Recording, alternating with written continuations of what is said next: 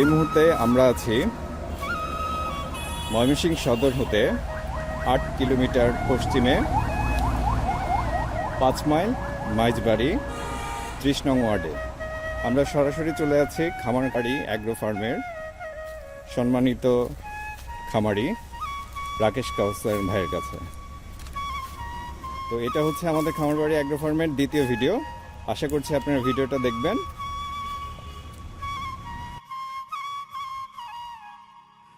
রাকেশ ভাই কেমন আছেন?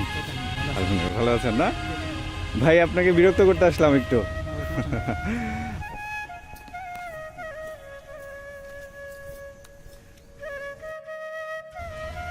ও, আমরা এখানে একটা সুন্দর ময়না পাখি দেখতে পাচ্ছি। ময়না কি কথা বলে রাকেশ ভাই? কথা বলে? এই ময়না, তুমি কথা বলো নাকি? ওয়াও। ময়না খাইছো? ঠিক আছে, তুমি থাকো।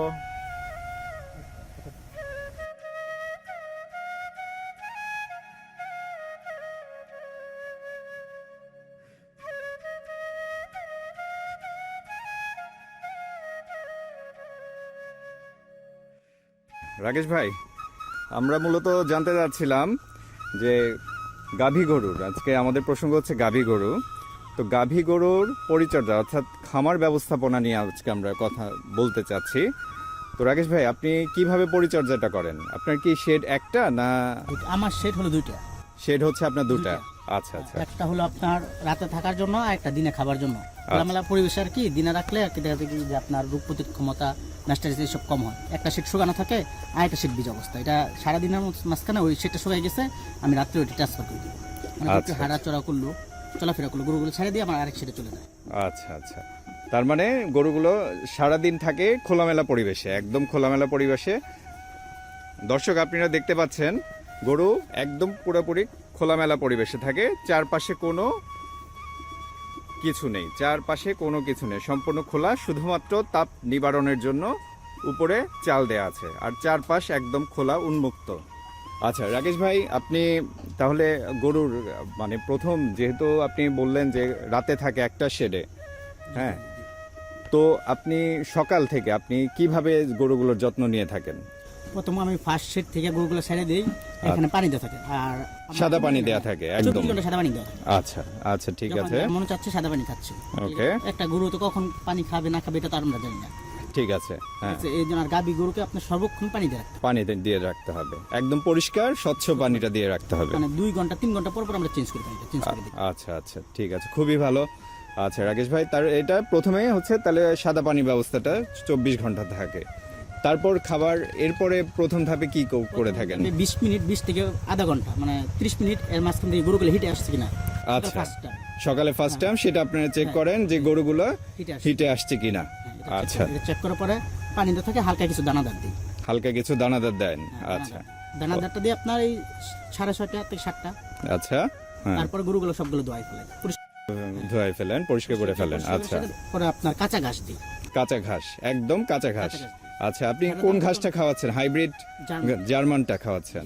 আচ্ছা আচ্ছা, ঠিক আছে। দাম তো ইদানিং অনেক বেশি, এইজন্য খেরটা খুব কম দেই, নরমালি খুব কম দেই। আমি কাঁচা ঘাস সব গাভী গরুর জন্য কাঁচা ঘাসটাই পর্যাপ্ত দেওয়া উচিত। একটা গাভী পর্যাপ্ত মানে কি পরিমাণ ঘাস দেওয়া হচ্ছে? এটা আসলে কি 20 থেকে 25 কেজি বা 30 কেজি? উৎপাদন অনেক বেশি, অনেক বেশি। আচ্ছা, খাইতে পারতে যতটুকু মানে ওভারলোড, মানে আর যতটুকু দরকার। আচ্ছা আচ্ছা, মানে আমি বলতে চাচ্ছি কি হিউজ পরিমাণ ঘাস। আচ্ছা আচ্ছা, তার মানে গাভীটা যতটুকু খেতে পারে, হ্যাঁ হ্যাঁ, অতটুকু দিচ্ছি আর কি। আর আপনার এই গাভীগুলো আপনার যখন ঘাস খাইতেছে তখন দুধ দোয়ানো ফেলে। আচ্ছা, মানে খাওয়া অবস্থায় সে খাবার পাচ্ছে, সাথে আপনি দুধ দহনটাও করে ফেলতেছেন একসাথে? আচ্ছা, সাথে গরু লাড়াচাড়া করে না, গরু লাথি টাতে এসব দেয় না। আচ্ছা, 2 ঘন্টা, সর্বোচ্চ 2 ঘন্টা খাবার, আমার আধা ঘন্টার মাঝখানে দুধ পানানো শেষ, দুধ দোয়ানো শেষ। খাবার টাইমটা দেওয়ার কারণ, মানে খাবার টাইমে দুধ দহনের কারণটা হচ্ছে তাহলে গরু মেঝেতে বসে পড়তেছে না, ম্যাস্টাইটিসটা হচ্ছে না। আচ্ছা আচ্ছা, ঠিক আছে। আপনাদের থেকে আরো 1 ঘন্টা অতিরিক্ত সে খাবারটা খাচ্ছে, অতিরিক্ত খাচ্ছে, হ্যাঁ ঠিক আছে। দহনের পরে অতিরিক্ত 1 ঘন্টা খাচ্ছে, কারণ হলো যে গরুটা শুবে না, শুলে ম্যাস্টাইটিস হওয়ার একটা সম্ভাবনা বেশি থাকে। আচ্ছা, ঠিক আছে। ওই 1.5 ঘন্টা খাওয়ানো শেষ করার পরেই আপনার গরুগুলো রেস্টে চলে যায়। আচ্ছা, খুব ভালো। রেস্টে সাদা পানি থাকে, আর যখন যেটা মন চাইতে সাদা পানিটা খাচ্ছে।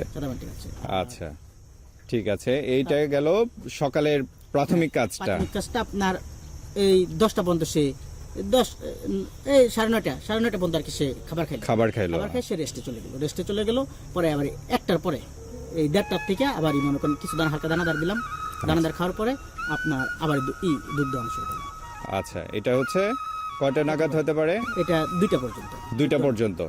ওই দানাদার দিয়ে দুধ দোয়ানোর সাথে সাথে আপনার কাঁচা ঘাস দিয়ে দিলেন। আচ্ছা, কাঁচা ঘাসটাও দিয়ে ফেললেন, 2টা-2.5টার ভিতরে কাঁচা ঘাসটা দিয়ে ফেললেন। আবার দানাদারের পরপরই দানাদার এবং কাঁচা ঘাসটা যখন বিকালেরটা খাবার শেষ হলো তার পরপরই এই শেডে। তাহলে আপনি মূলত কটা গাভী নিয়ে শুরু করেছিলেন? আমি ফার্স্ট একটা বকনা বাছুর দিই। আমরা আস্তে আস্তে হাঁটতে থাকি এবং দেখতে থাকি। আপনি প্রথম একটা বকনা নিয়ে, আচ্ছা, বকনাটা কত হাজার টাকায় কেনা ছিল? বকনা 23,500 টাকায় কেনা ছিল। 23,500, আচ্ছা, বাহ, বকনাটা কেনা ছিল 23,500-এ। ঠিক আছে, এর মাকে কিনছি। আচ্ছা, এর মা 23,500 টাকা কিনছিল। আচ্ছা, এর মাকে 23,500-এ কেনা ছিল। ঠিক আছে, খুব সুন্দর। এটা কত আনুমানিক কত সালের দিকে হবে? এটা আমি 2017-তে, এখন হচ্ছে 2022-এর জানুয়ারি। আচ্ছা, 2017-তে আপনি শুরু করেছেন একটা বকনা দিয়ে। ওকে, একটা বকনা আমি 6 মাস পালার পর আচ্ছা, ঠিক আছে, চলেন আমরা ভিতরের দিকে যেতে থাকি।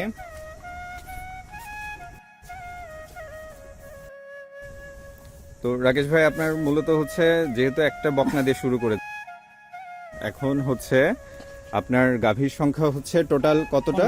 15টা, ছোট বড় মিলায়। আচ্ছা, ছোট বড় মিলে টোটাল 15টা গরু আপনার এখানে আছে।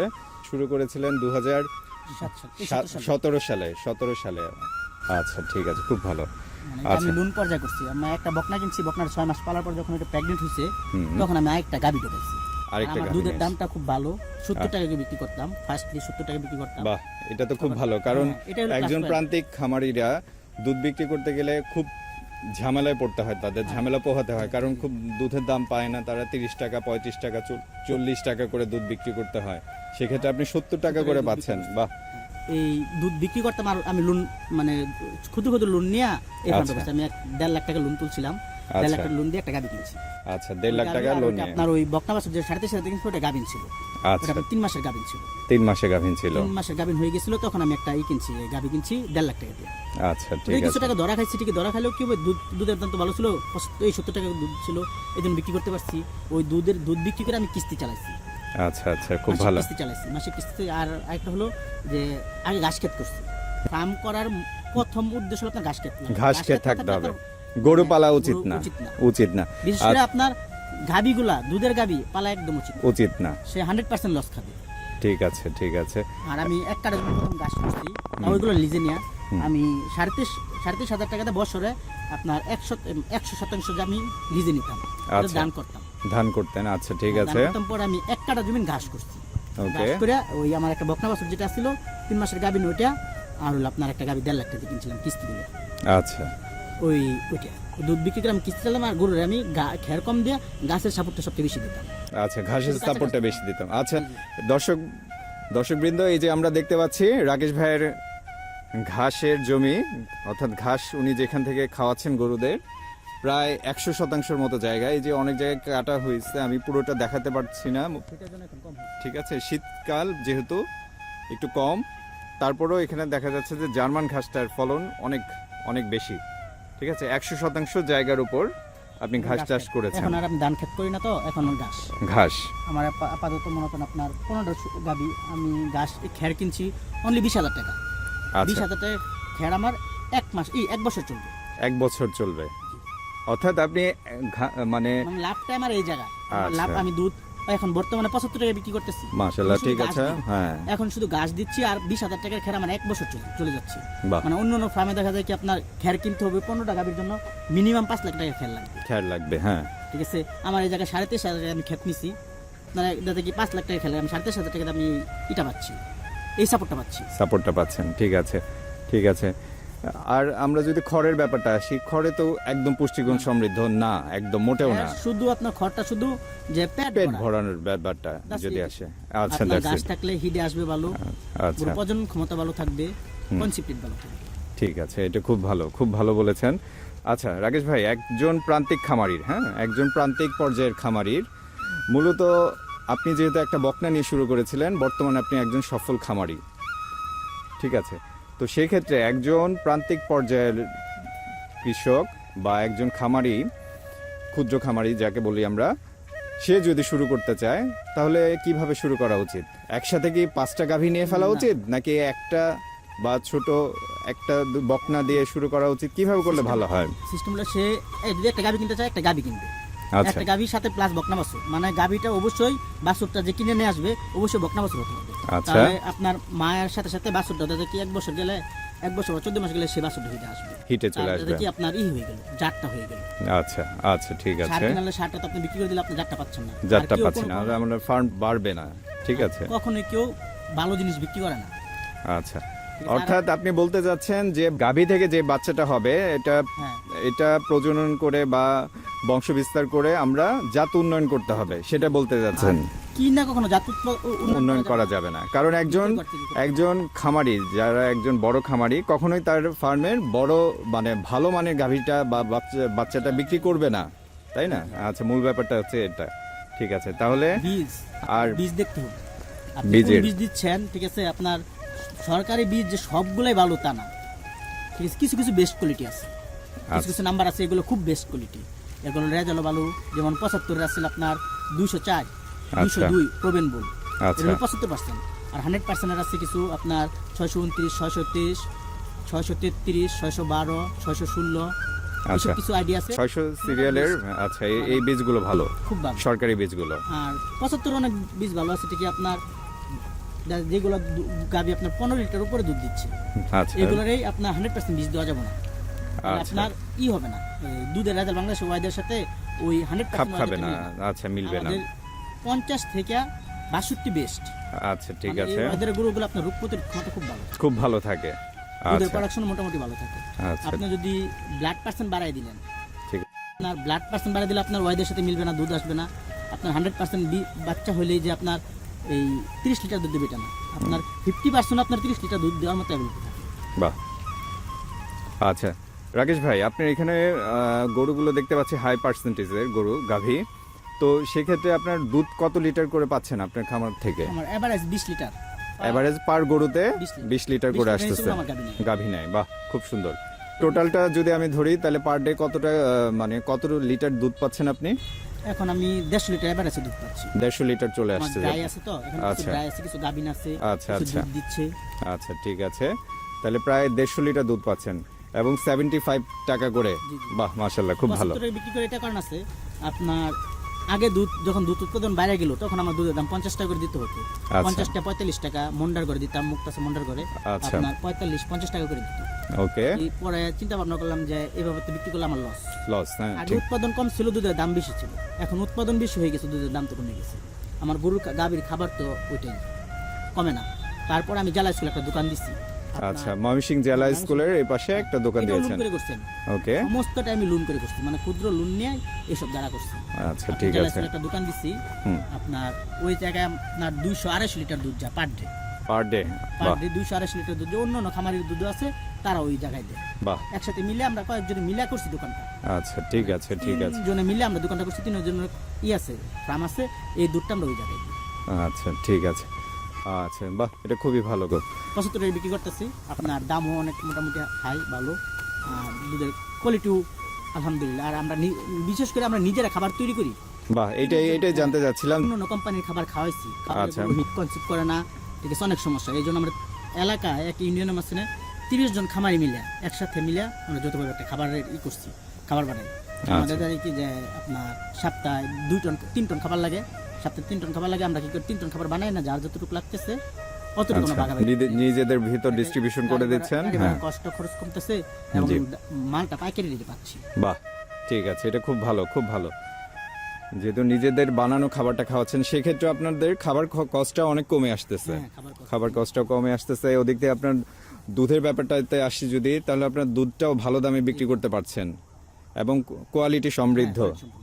আমরা কি দিচ্ছি এটা আমরা জানি, ঠিক আছে, ঠিক আছে। আমি যে আরেকখান থেকে কিনে নিয়ে আসতেছি, সে কি দিচ্ছে এটা আমরা জানি না।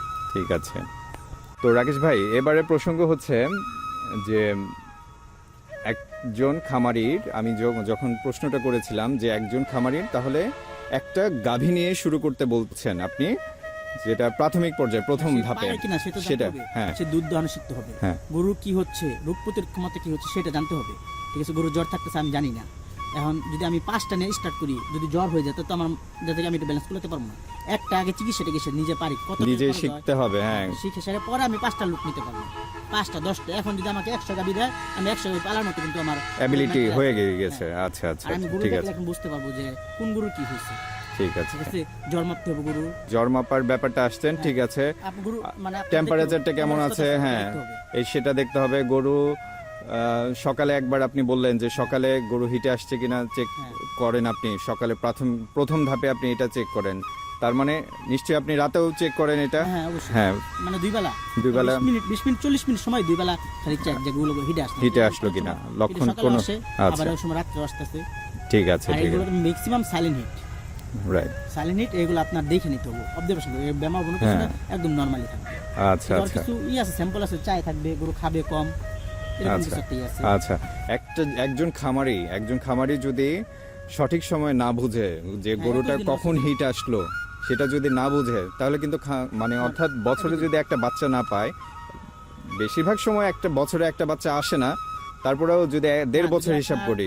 কাঁচা ঘাস থাকে, আচ্ছা, কাঁচা ঘাস থাকে, আর আপনার মনে করেন খাবার, যে খাবার রেশিওটা নিজে তৈরি করে দিতে পারে, তাহলে আশা করা যায় যে 1 বছরের মধ্যে একটা বাচ্চা দিবে। আচ্ছা, সেটা বকনাই হোক ষাঁড় হোক, আচ্ছা, বছরে একটা বাচ্চা পাচ্ছি তাহলে এই হিসাব। আল্লাহর রহমতে আপনার বছরে একটা করে বাচ্চা পাই। মাশাআল্লাহ, ঠিক আছে, এটা খুবই ভালো একটা। ফার্মটা খুব দ্রুত আগেছে। আগে আর আমি যে কয়টা কিনছি, আমি এই পর্যন্ত 5টা গাভী কিনছি, 5টা গাভীর 5টা বকনা বাচ্চা ছিল।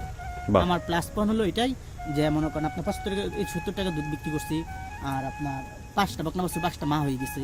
ঠিক আছে, ঠিক ঠিক আছে, আছে, আমার 1 বছর গুলে মা হয়ে গেছে এগুলা। আর ওগুলার চেয়ে এইগুলো বাচ্চাগুলো দুধের রেজাল্টটা খুব ভালো হয়েছে। বাহ।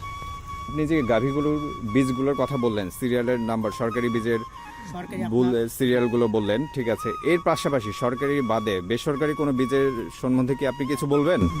বেসরকারি বীজ বলতে আপনার কিছু কিছু বীজ আছে যে খুব বেস্ট কোয়ালিটি, সব যে বেস্ট কোয়ালিটি তা তো না। ঠিক আছে, আপনার যেরকম আপনার এডিএল এর কিছু বীজ আছে খুব ভালো, বেস্ট। আচ্ছা, ঠিক আছে, রাকের আছে, বাহ।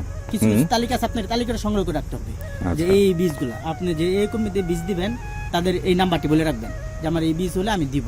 তারা দেখবেন কি যে ওই বীজ দেওয়ার জন্য তারা ওই বীজ কালেক্ট করে রাখবে। ঠিক কিছু আছে, নাম্বারই বীজ আছে আপনার, এটা এই এসিআই বলেন, সব কোম্পানির কিছু কিছু ভালো বীজ আছে, যে সব বীজ ভালো তা তো না। আপনার ওই বীজগুলো আপনি ইউজ করবেন, ব্যবহার করবেন। আচ্ছা, ঠিক আছে, 75 50। ঠিক আছে।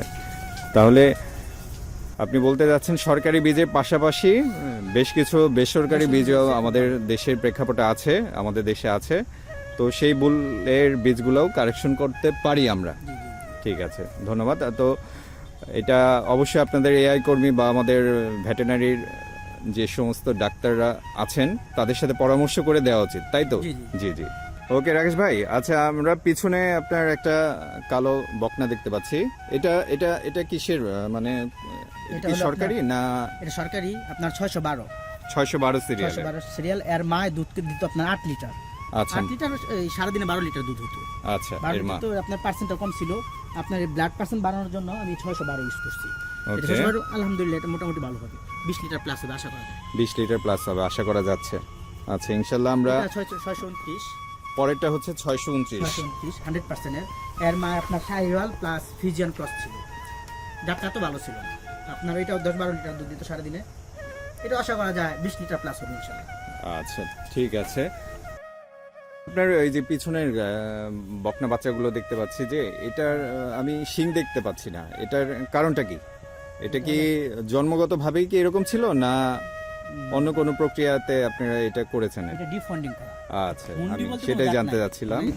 সবগুলি সিং হয় মোটামুটি, হঠাৎ একটা এরকম সিং হয় না ঠিকই। মুন্ডি বলতে কোনো জাত নাই। ওকে, মুন্ডি বলতে কোনো জাত নাই, ডিফন্ডিং করে নিছি। আচ্ছা, একটা গরু থেকে আরেকটা করে নেওয়া, বাহ, ঠিক আছে। এক গরু থেকে আরেক গরু গোতাগুতি করতে পারবো না। ঠিক আছে, ঠিক আছে। অর্থাৎ এখানে আপনার প্রায় গরুগুলোই হ্যাঁ, এখন যেগুলো জেনারেশন আসছে সবগুলো ডিফন্ডিং করা। ঠিক আছে, মুন্ডি করে নিছি যে আপনার গোতাগুতি না করার রিস্ক নাই, পুরো একটা ফুস হয়ে গেলেও একটা গোতা দিতে পারবো না, এদিক দিলে প্লাস। ঠিক আছে, এটা খুব ভালো কাজ করেছেন। আচ্ছা রাকেশ ভাই, আপনি যেহেতু 100-150 লিটার দুধ আপনার বিক্রি হচ্ছে, আচ্ছা, সেক্ষেত্রে আপনি দোকান নিয়েছেন, তখন শুনলাম দুধটা সংরক্ষণ করেন কিভাবে? আপনার কি চিলিং মেশিন আচ্ছা আচ্ছা চিলি মেশিন। আমার দোকানটার দিকে প্রায় আপনার এই 8-8.5 কিলোমিটার দূরে। ওকে, আমার একটা নিজস্ব রিক্সা আছে, রিক্সা গাড়ি ভ্যান আছে, অটো ভ্যান আছে। সে সকালে আপনার দুধটা দেওয়ানোর পরে সাথে সাথে নিয়ে যাবে, নিয়ে যাওয়া ওখানে চিলিং মেশিন আছে আমার। আচ্ছা, চিলিং মেশিন দুটো ঠান্ডা করি, যার যতটুকু লাগে ঠিক আছে ওই পরিমাণে নিয়ে যাবে। তাহলে এই যে আপনার যে দুধটা চিলার মেশিনে দেন, ঠিক আছে, তাহলে ভোক্তাদের কাছে কিভাবে পৌঁছান? এটা কি আপনার প্যাকেট করে? হ্যাঁ, প্যাকেট করতেছি, ভোক্তারা সরাসরি এসে নিয়ে দিতেছে। আচ্ছা যার আচ্ছা যতটুকু লাগতেছে প্রয়োজন সে অতটুকু নিয়ে যাচ্ছে। আমরা হাফ লিটার প্যাকেটও করি, 1 লিটার করি। আচ্ছা ঠিক আছে। কোনো মিষ্টির দোকানে বা মিষ্টির কোথাও দোকানে দিচ্ছেন না? দিই না। আচ্ছা, ঠিক আছে, আমাদের এখানেই মোটামুটি মানে পর্যাপ্ত চাহিদা আছে। জি, জি, জি। আচ্ছা আচ্ছা, খুব আমাদের ভালো। দেখা যায় কি যে আপনার এই 350 লিটার দুধের চাহিদা আছে, ঠিক আমরা চাহিদা একটু করে রাখি আর কি, 200 মানে লিটার। 200-250 দিতে পারেন, মানে সবারটা মিলে 200-250 দিতে পারেন, এর বাইরে দিতে পারছেন না আপাতত। দুধ দহনের পর সেটি নিজস্ব পরিবহনে করে নিয়ে আসা হয় খামারবাড়ি ডেইরি পয়েন্ট দোকানটিতে, যেটি ময়মনসিংহ জেলা স্কুলের পাশে অবস্থিত। এরপর দুধ ঢেলে দেওয়া হয় সরাসরি চিলিং মেশিনে। সেখানে নির্দিষ্ট তাপমাত্রায় দুধ প্রক্রিয়াজাত করা হয়। সর্বোচ্চ 3 দিন পর্যন্ত দুধ সংরক্ষণ করে রাখা যায়।